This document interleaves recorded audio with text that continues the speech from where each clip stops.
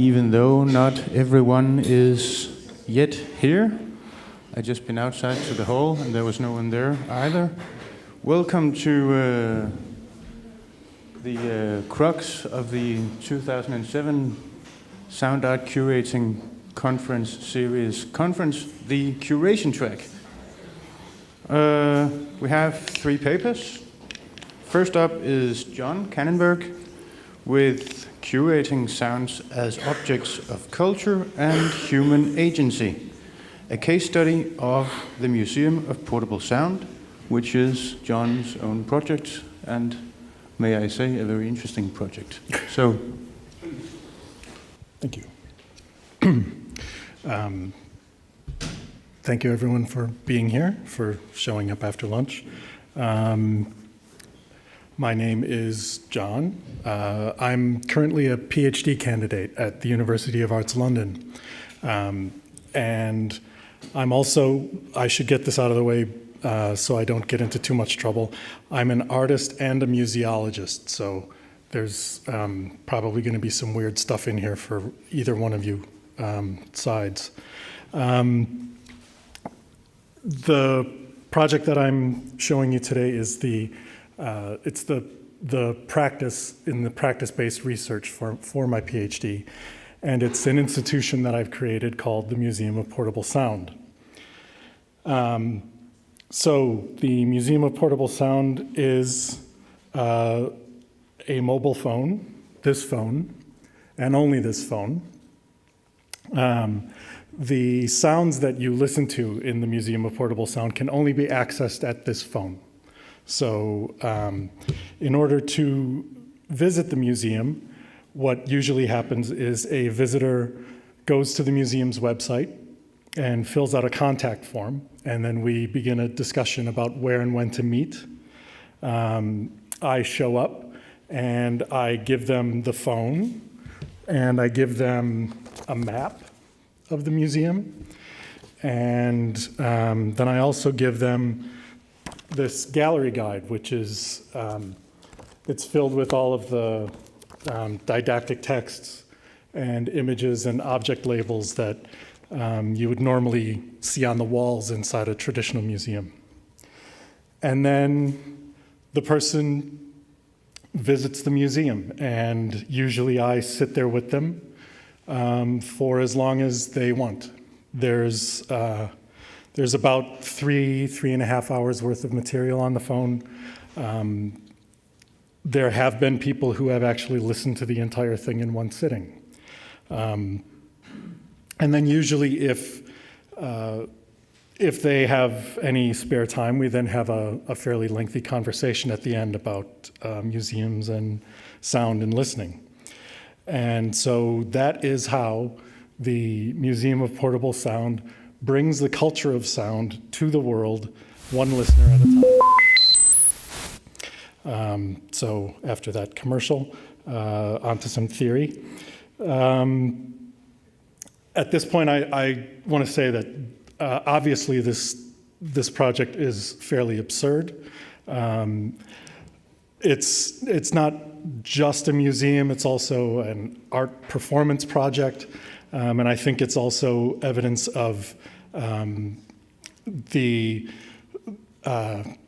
trend towards enactment within sort of the post-21st century or the 21st century turn towards the performative in contemporary art, which was actually written about in a book called Exhibition Experiments by Zedka Emzone, Peter Weibel, and Bruno Latour, in an essay where they mentioned that during modernity, the aesthetic object was closed, and now in the information society, works become merely just instructions for enactment. And that's essentially what I'm doing. I'm providing the components of an experience to the visitor or the audience. And not only are they performing, but I'm performing as well. So there are all kinds of strange levels of interaction going on during one of the visits. So back to just sort of the basic introduction to the museum. The museum began in November of 2015 with a ribbon cutting ceremony at the London College of Communication. I consider it an artist museum. It's not just an art project. It's not a cultural institution. It's also a museum made by an artist, and it's in doing so, it's sort of my own expression of certain museological intentions.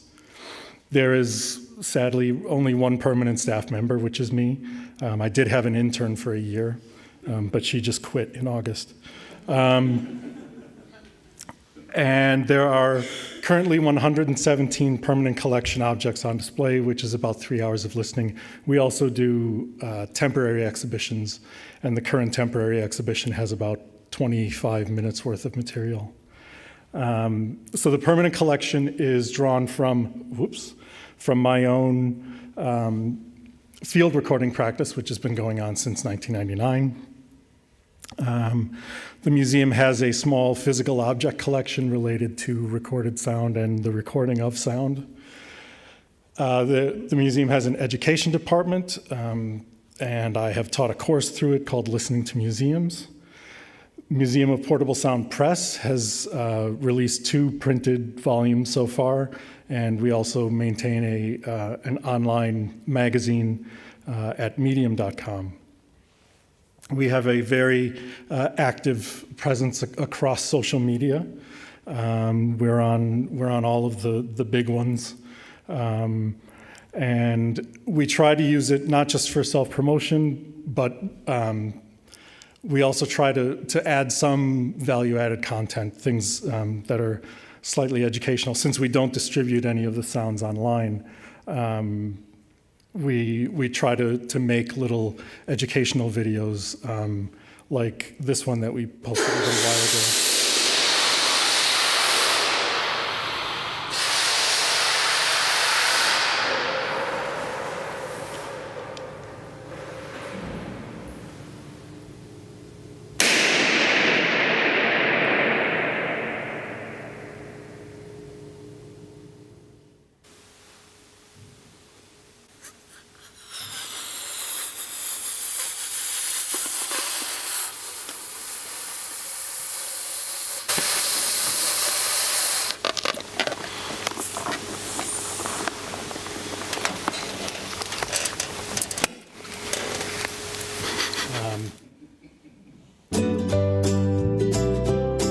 This is something we did for Museum Week this year, which is an online event.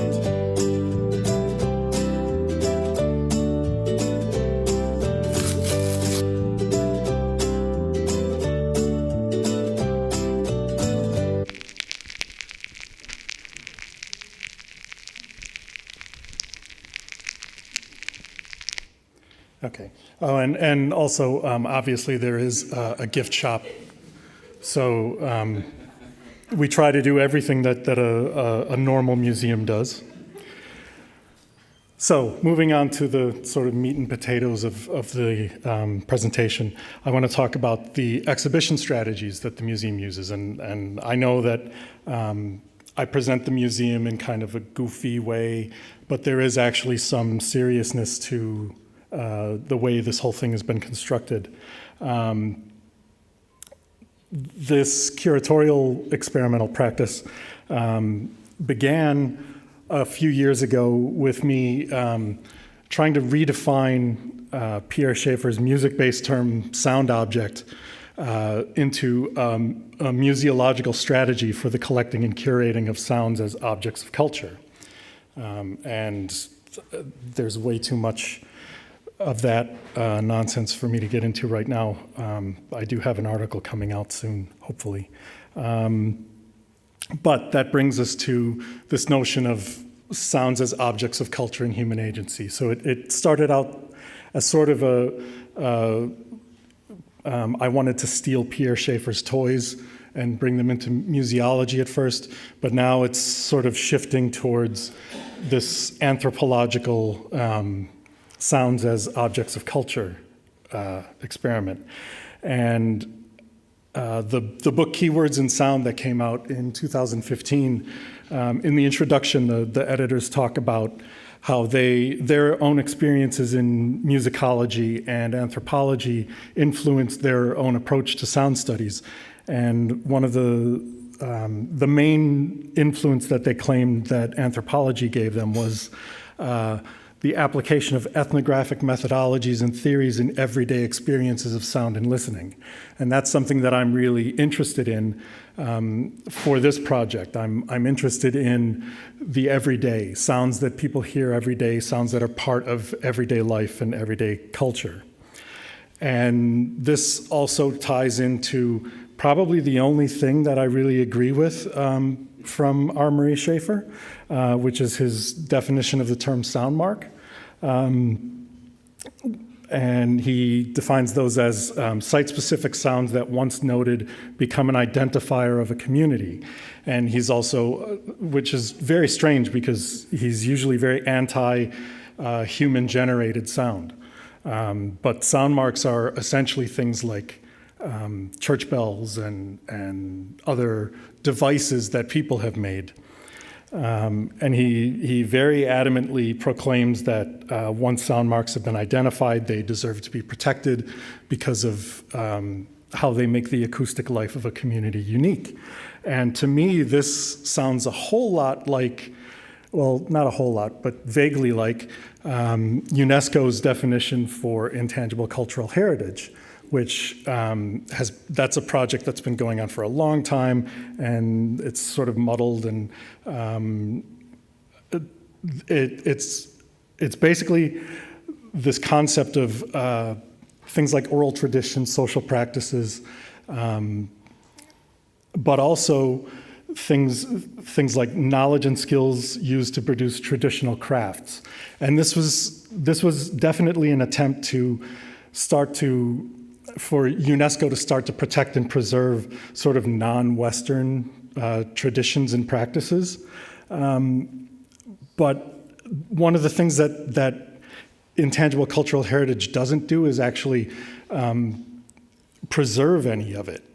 Like they're much more interested in interviewing people about how they would make a performance, like a traditional performance, rather than archiving the performance itself in some way.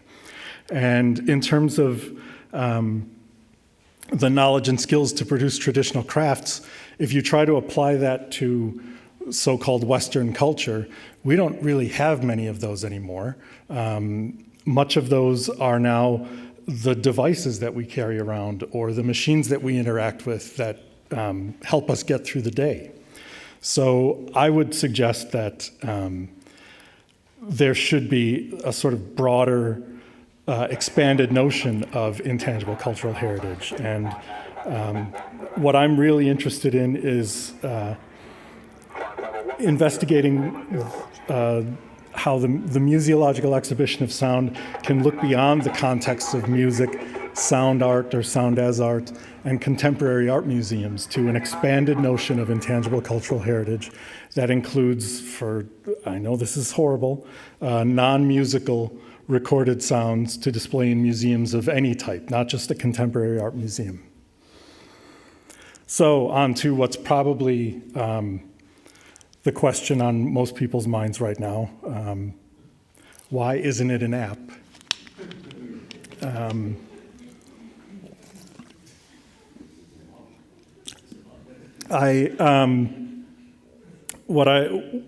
What I usually respond to this question with is, it's not an app, it's an experience. And although that sounds like shallow marketing drivel, that's basically it's basically the truth. I started this project because I wanted to encourage distraction-free listening, use it as a tool to encourage distraction-free listening. And because it's digital audio files, if I were to distribute them online, or if they were an app, if someone would bother to download it, if someone would go to a website to listen to it, there's no way that they would just sit there, other than maybe some of you in this room. There's no way that people would actually just sit and listen to what has been posted. Because that's not how we listen to things anymore. We listen to stuff while we're doing other things, like all of these things, especially that guy doing his laundry. So I didn't want people doing that. Also, I'm really interested in how the way we listen to music and audio has changed since the advent of Napster. And I was wondering if there was a way that I could kind of make recorded audio feel like a precious museum quality object in a post-Napster world. And to me, the most obvious way to do that was to limit the access to it. But even as I keep the sounds cut off from one part of the world, I'm always thinking about how they're connected culturally to the world around them. And this brings us to Stephen Greenblatt's notion of museological resonance, which is something he defined in 1991 as the power of the displayed object to reach out beyond its formal boundaries to a larger world, to evoke in the viewer, or in my case, the listener, the complex, dynamic cultural forces from which it has emerged and for which it may be taken by a viewer to stand. He also goes on to talk about exhibitions as a whole as being resonant. And he says that a resonant exhibition often pulls the viewer away from the celebration of isolated objects toward a series of implied, only half-visible relationships and questions. How did the objects come to be displayed? What's the meaning of the viewer's relationships to these same objects when they're displayed in a specific museum on a specific day? And to me, when I first learned about this, this concept, it totally made me think of mixtapes. And as Bas Janssen defined it in his essay on mixtapes in 2009, they're labor-intensive sequencing of sounds in particular orders. And essentially, that's what I've done with this museum. I've made a mixtape for strangers, but it's a 3.5-hour mixtape, and they have to meet me in order to listen to it. So, getting back to how the museum actually does go about displaying things. This is the map that I give people in order to help them navigate through the museum. These 4 floors represent the permanent collection galleries. And this is actually an infographic. The size of the sort of rooms relate to how many files are in each gallery. So there are 4 primary topical areas: natural history, science and technology, space and architecture, and art and culture. And then these are subdivided into more specific collections of types of sounds. And a couple people literally have, I don't know how they did, because I never have, but a couple people have actually listened to the whole thing straight through. And if a person does that, they start out, in my opinion, listening to things that we're really used to listening to as recorded sound, which is animal sounds, like nature sounds, things like crickets and birds and things. And it moves through different modes of listening and listening to different types of things, and finally ends up in Gallery 21 with 2 recordings of exhibitions of sound, one of which is the sound art exhibition that was here at ZGM 5 years ago. So the first of I've got several strategies for how I've sequenced things. I'm just going to mention a few of them. The first one, for lack of a better term, right now I'm calling it general to specific. I know that's lame. I need something with more syllables, but that's essentially in my head. That's what it is. And so the way it works, when a visitor gets the phone, they just open up the regular music app. If you sort the music by album, each album is a gallery. And then when you go into the album, the tracks in the album are the individual objects in the gallery. And so this is an example. This is the recording history gallery, and this is actually a slightly different I've messed with this so many times. This is a slightly different system of ordering things chronologically, but it's one of the only galleries in the museum that does that. Then another strategy has another terrible name, which I call aesthetics of sound, which is completely derived from mixtape culture, where it's arranging things not in any scientific order, but in an aesthetic sense of what would sound good after this, or what would resonate once a person has heard this, what would help to generate some meaning if they would listen to this one thing next. And finally, probably my favorite one, which is probably the most boring one, but right now I'm really excited about it. I don't know why. It's a PhD. We go through these things.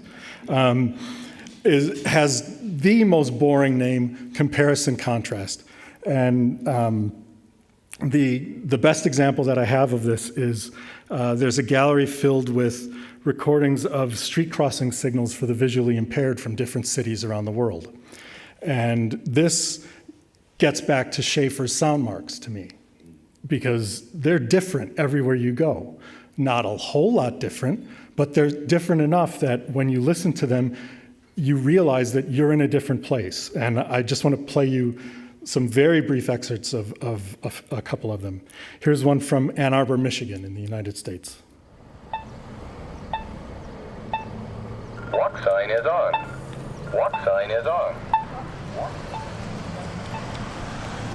10, 9, 8, 7, 6. You get the idea. Here's one from Zagreb.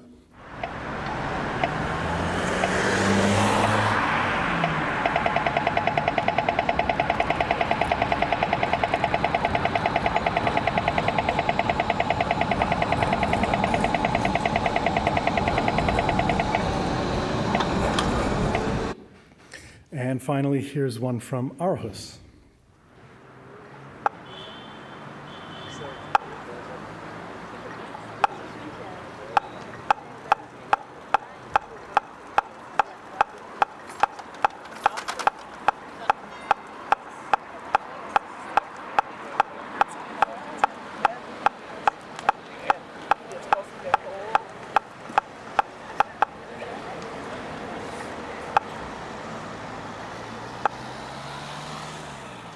So, like I said, you can tell, I mean, they're not much different.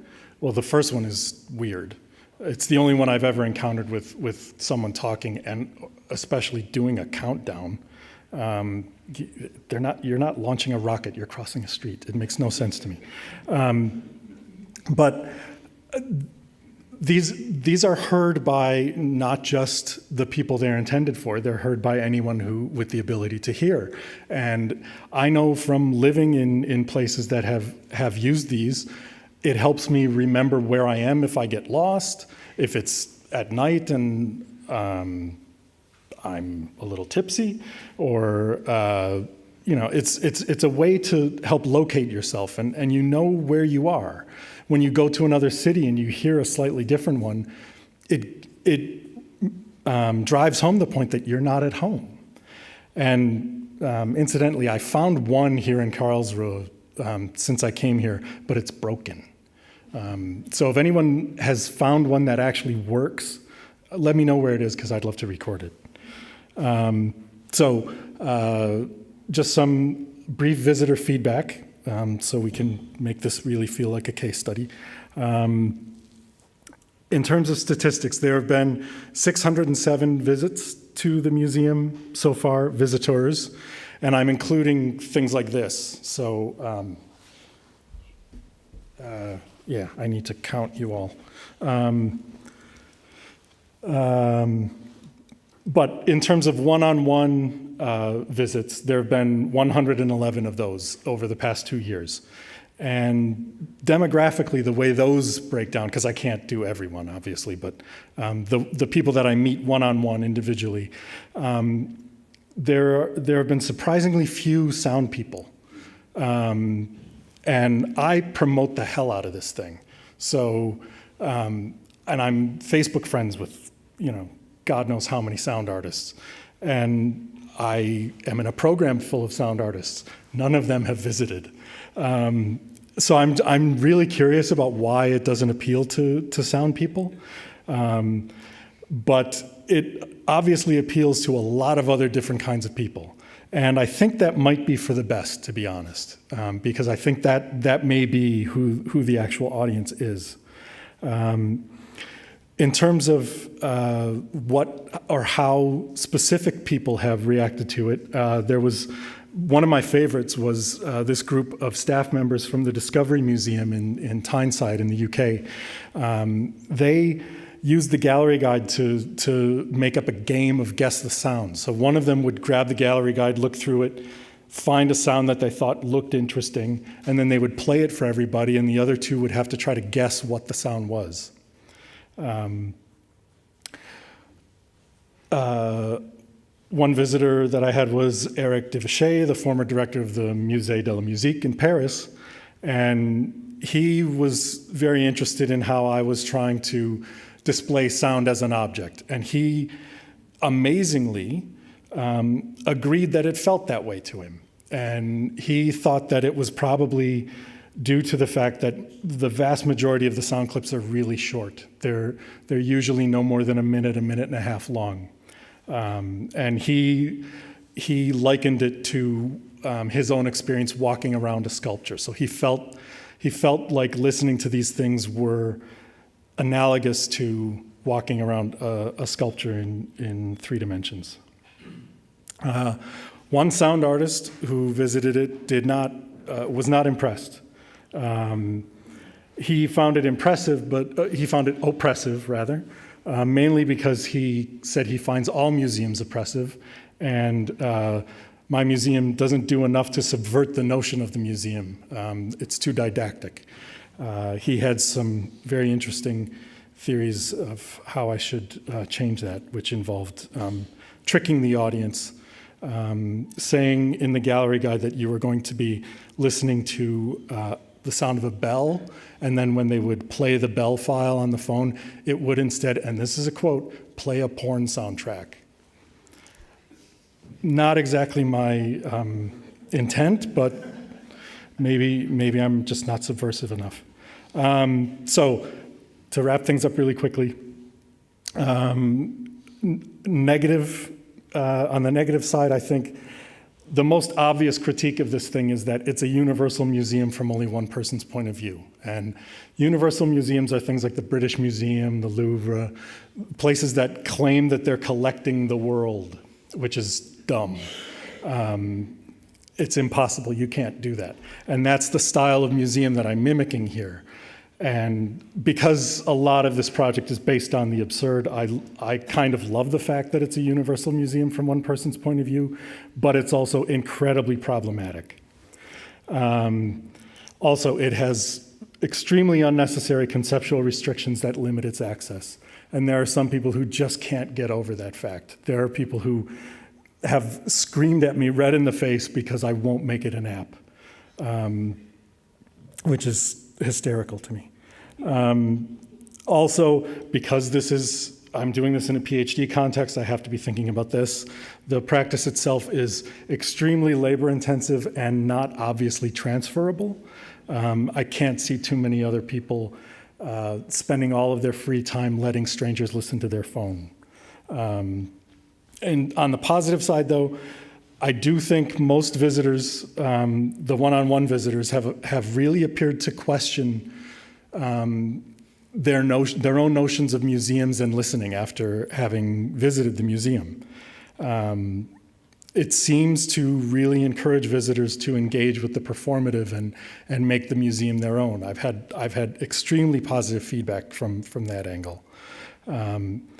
And most positively, it does seem to generate awareness of a so-called culture of sound amongst those who are completely unfamiliar with sound studies. I've had a lot of people who have never thought about listening to something other than their favorite record album walk away saying, "Oh my God, I'm going to start listening to my bathtub tomorrow." That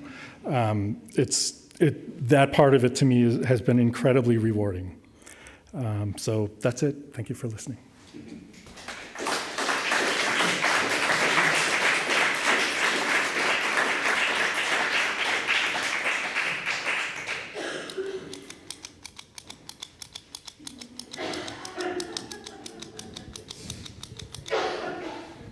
It's on. Yeah, it's on. Thank you, John, for this fascinating presentation. And well, last time I heard you spoke about it was about a year ago. And I see what you mean about labor intensivity in terms of what has happened to the project since then. So, questions, Morten, first up. Yes, thank you very much. I also heard it a year ago, so it's great. I really like your whole angle into it. The thing not making it into an app is really important. I was just thinking, have you considered maybe having these kind of other people coming into the project being persons that are then making up a new kind of selection of sound, so you kind of get these kind of, so you become the magician and then you have your whatever, but people coming in and being one person's making new museums in a way. Yeah. So because the whole notion of the universal museum may be problematic in this case. So what you're doing is not really that. It's something else, which is interesting, right? So have you considered that? I mean, it's quite simple in a way, but it's more of a way of structuring how you could proceed with this. Yeah. So Well, it becomes more multiple in a way. Yeah, there are a few ideas that I've had in that area, and they definitely have to wait until the PhD is done. I'm writing up right now, so once I'm through that horrifying portion of my life, I can get on with doing more. But some of the ideas that I've had, well, one that is in the works is it's going to be franchised, obviously, like the Guggenheim. You know, I may as well take that as my model. So I've got people in 2 other cities who want to open up their own. And so I'm working with them to show them what I've done, and then they're also phonographers, so they're going to populate the same categories with their own sounds. And then I also want to do artist residencies, have artists in residence at the Museum of Portable Sound. But my main hurdle for that is having money to support a residency. So, because I did an informal poll on Facebook and asked artists what they desire most from a residency at a museum, and every single one of them said money. So I knew that was the case, but so I gotta wait until I get a little cash. But no, that is definitely something that I want to keep doing.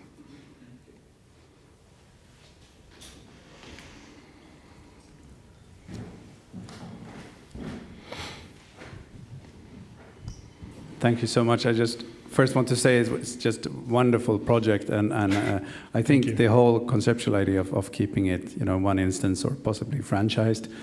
Don't forget the United Arab Emirates. They want all the branches of all the famous museums. But I think it's a wonderful idea, and I mean that you're not letting go of it as an app is essential. There are 2 interesting reflections. The idea of spatial organization of a virtual collection is very, actually, cognitively very attractive and well working, I think. So I think that's an interesting thing. Then what you said was problematic, that it's a universal museum from one person's perspective. I think puts light on the obvious elephant in the room of curation, that it actually is one person's perspective. Yes. Also in real museums, or let's say larger museums. Yes. Physical museums. Thank you. And so, I mean, that's a fact everywhere, and you're just open with it. I think that's wonderful. Thanks. So I would love to come and visit.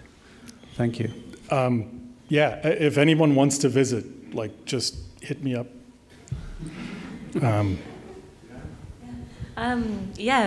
Likewise, thanks, and I'm absolutely fascinated. I would like to just make a comment, and then I have a question. And the comment is, I'm just thinking, earlier this morning we heard from Louise also that this project, her project was also free because it was, it had a certain freedom within it because of not being funded. And now I think we're probably many that have either been working for free at some time, or else have been working within a research paradigm, realizing artistic work and tweaking things whichever way we can to make them. Of course, then it always comes to the crunch that there's something that's got to be written, and then it interrupts the work. But so I think that's really overdue within sound art also for us to talk more about economics and the value of the work, the value of the labor, and how that works in dodging between music scenes, visual art scenes, and academic scenes, and so on. But my question was, because this is so also future-oriented, do you have a plan for archiving that phone when you move on to the next one? Well, I don't have a specific plan in place. And if I can be perfectly honest, this whole thing, I don't know if you can tell, but this whole project started as a joke. I started my PhD doing something completely different, and I mean, not completely different. It was related to the sound of museums, but opening my own museum was not part of it. And I got the idea, and I just thought, well, okay, maybe I could open my own museum if I just put it on like an iPod or something. It could be a portable museum. Oh, cool, that would be kind of funny. And then I realized, because I had just moved to London, and 3 months before I moved to London, the contract of my phone ran out. And I lived in Chicago at the time, and I wanted to get a phone that I could use once I moved to London. So I got a plan where I got a pay-as-you-go iPhone, and it's an iPhone 4S. It was relatively current at the time. Then I moved to London and found out that UK phone crackers cannot crack Verizon phones. So it was just sort of laying in a drawer.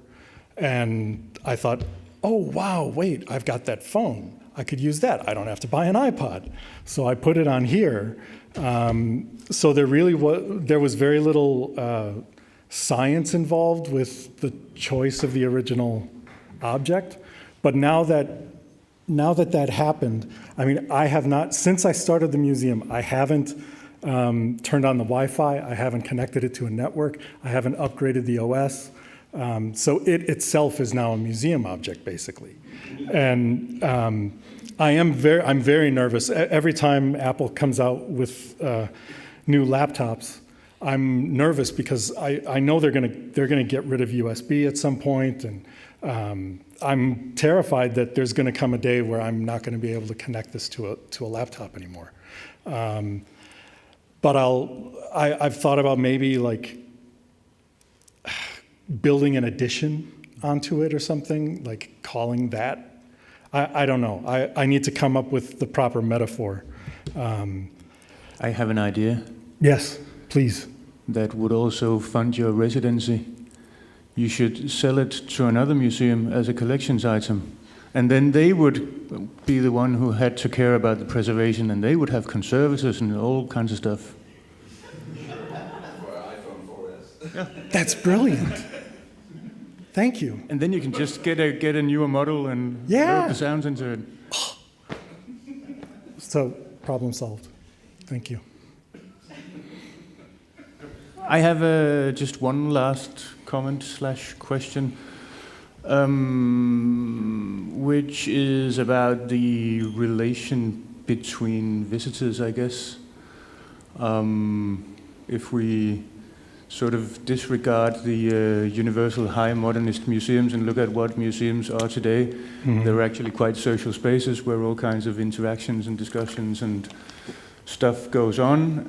And if we look at sound, Juliana's performance yesterday, and also sort of theoretical underpinnings like Brandon LaBelle's and stuff like that, sound is always also sort of essentially social.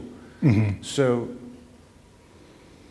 have you thought about how your visitors may interact with each other in a sense? So it's, or can you comment on that? Because I think it's super interesting to share these experiences. Yeah. And I would love to share it with you, but you know, I would also love to share it with someone who is not the curator. Exactly. On the flip side of that, I also see people having to sit there with me as kind of a bonus, because how many other museums do you get to actually, you know, chat with the guy in charge? And it's almost always a guy. So like I've had people find mistakes and tell me, and I fix them immediately. Like that's pretty good in terms of, you know. But yes, no. Just a few months into the project, I did invest in a headphone splitter. So we can now accommodate groups of up to 5 people. We do also, for the temporary exhibitions, those are usually solo shows by sound artists. And we've done 3 of those so far, 2 of which have been curated by other people, people other than myself. And what we usually do for those is we have a private view, which involves advertising an event, getting a space. We have a group of people show up, we turn out the lights, and we play the show from start to finish. And the shows have to be no more than about 15 minutes. So I think we've done something fairly radical, which is solve the problem of the sound art show private view, so that you can actually hear the work now. Because we tell everyone to shut up, and we turn the lights out, and we just listen to the show.